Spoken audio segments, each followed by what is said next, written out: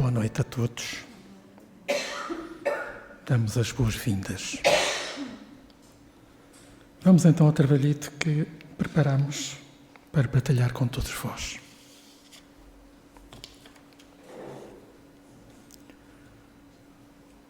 Voltamos então aos ensinamentos de Jesus em casa de Simão Pedro.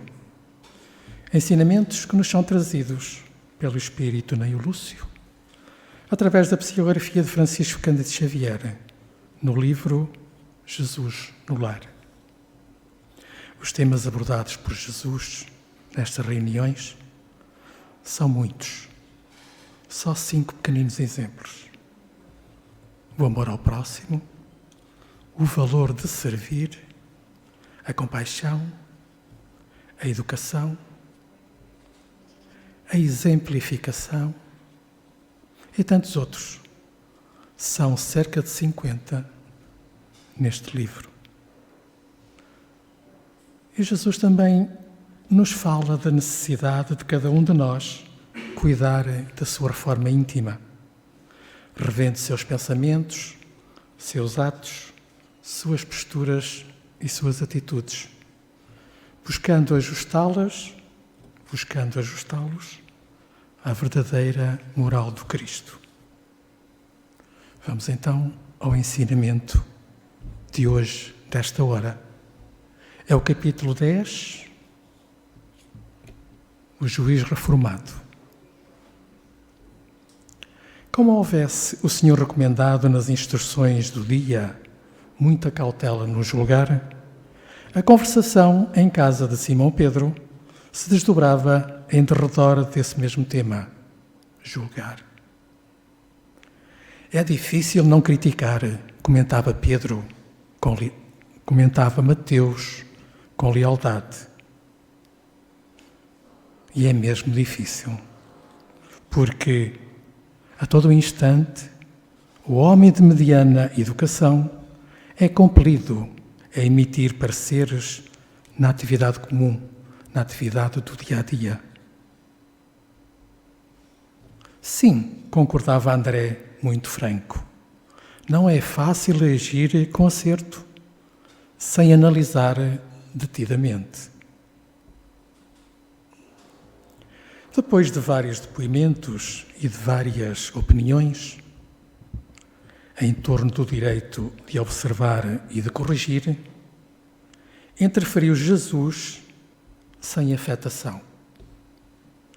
Inegavelmente, homem algum poderá cumprir um mandato que lhe cabe no plano da vida sem vigiar no caminho em que se movimenta, sob os princípios da retidão.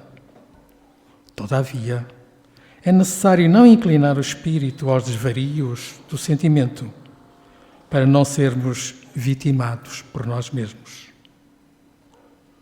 Seremos sempre julgados pela medida que aplicarmos aos outros. O rigor responde ao rigor, a paciência à paciência, a bondade à bondade. E transcorridos alguns instantes, Jesus contou. Quando Israel vivia sob o governo dos grandes juízes, existiu um magistrado austero e violento, em destacada cidade do povo escolhido, que imprimiu o terror e a crueldade em todos os serventários sob sua orientação. Abusando dos poderes que a lei lhe conferia, criou ordenações tirânicas para a punição das mínimas faltas, multiplicou infinitivamente o número dos soldados, edificou muitos cárceres e inventou variados instrumentos de flagelação. O povo, asfixiado por estranhas proibições, devia movimentar-se debaixo de severa fiscalização, qual se fora rebanho de bravios animais. Trabalharia, descansaria e adoraria ao Senhor em horas rigorosamente determinadas pela autoridade, sob pena de sofrer humilhantes castigos nas prisões com pesadas multas de toda a espécie. E Jesus perseguia. Se bem mandava ao juiz, melhor agiam os subordinados, cheios de natural malvadez. Assim foi que, certa feita, dirigindo-se o magistrado alta noite à casa de um filho enfermo, foi aprisionado sem qualquer consideração por um grupo de guardas bêbados inconscientes que o conduziram à escura enxovia que ele mesmo havia inaugurado semanas antes. Não lhe valeram a apresentação do nome e as honrosas insígnias de que revestia. Tomado por temível ladrão, foi maniatado, despojado dos bens que trazia e espancado sem piedade, afirmando os sentinelas que assim procediam, obedecendo às instruções do grande juiz, que era ele próprio. Somente no dia imediato foi desfeito o equívoco, quando o infeliz homem público já havia sofrido a aplicação das penas que a sua própria autoridade estabelecera para os outros. O legislador atribulado reconheceu então que era perigoso transmitir o poder a subalternos, brutalizados e ignorantes, percebendo ele que a justiça construtiva e santificante é aquela que retifica, ajudando e educando na preparação do reinado do amor entre as criaturas. Desde esta singular ocorrência, a cidade adquiriu outro modo de ser, porque o juiz reformado, embora prosseguisse atento às funções que lhe competiam, ele aprendeu. Ele aprendeu e ergueu sobre o tribunal e a benefício de todos o coração de pai, compreensivo e amoroso. Ele se tornou um pai compreensivo e amoroso. Lá fora brilhavam estrelas retratadas nas águas serenas do grande lago. Depois de longa pausa, o Mestre Jesus concluiu dizendo: somente aqueles que aprendem intensamente com a vida, estudando e servindo, suando e chorando para sustentar o bem entre os espinhos da renúncia e as flores do amor, está habilitado a exercer a justiça em nome do Pai. Eu repito as palavras de Jesus. Somente aquele que aprendeu intensamente com a vida, estudando e servindo, suando e chorando para sustentar o bem entre os espinhos da renúncia e das flores do amor, estará habilitado a exercer justiça em nome do Pai.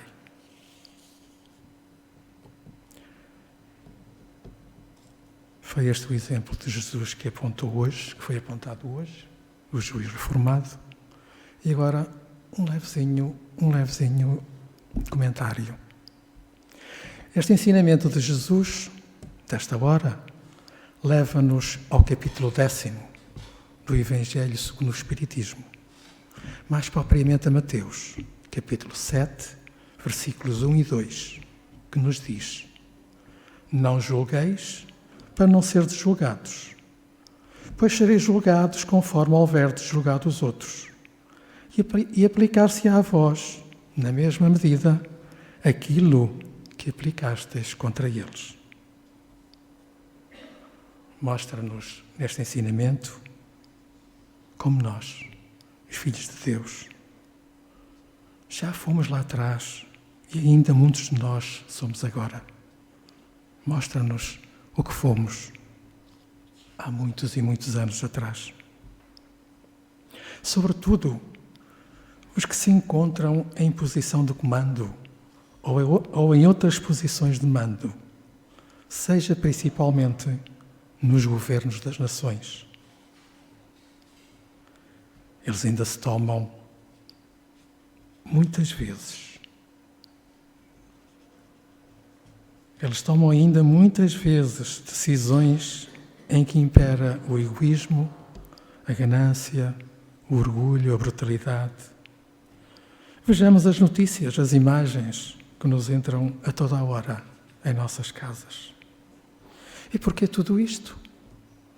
Tudo isto porque continuamos todos a não entender a mensagem de Jesus, a não entender aquilo que Ele nos veio trazer, o seu exemplo, a não entender a sua missão de amor a todos nós, os seus irmãos mais pequeninos. E assim, torna-se difícil a nossa reforma íntima tão necessária. Este nosso juiz, esta nossa personagem, simboliza um todo. Somos todos nós. O que já fomos e o que muitos de nós continuamos a ser ainda. Ele, para aprender, precisou passar por tudo o que fazia passar aos seus semelhantes. Assim acontece connosco, na nossa vida. Enquanto não fomos capazes de fazer ao outro o que gostaríamos que nos fizessem. Lei de causa e efeito. Mas não é o Pai que nos acusa, que nos julga, que nos aponta o dedo.